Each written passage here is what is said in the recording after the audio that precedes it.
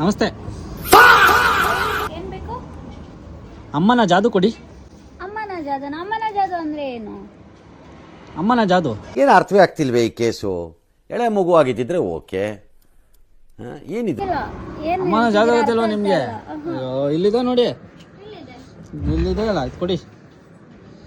ಹಾಂ, moms magic. ನಿಮ್ಗೆ English ಓದಕ್ ಬರಲ್ವಾ? ಮಾಮ್ಸ್ ಮ್ಯಾಜಿಕ್ ಅಂತ ಹೇಳಿ. ಏನ್ರಿ ನೀವು ಹಿಂಗೆ ಬೋರ್ಡ್ ಹಾಕ್ಬಿಟ್ಟು ನೀವು ಇಂಗ್ಲೀಷಲ್ಲಿ ಹೇಳಿ ಅಂದ್ರೆ? ಏನ್ ಬೋರ್ಡ್ ಹಾಕಿದೀವಿ ನಾವು? ಮನೇಲಿ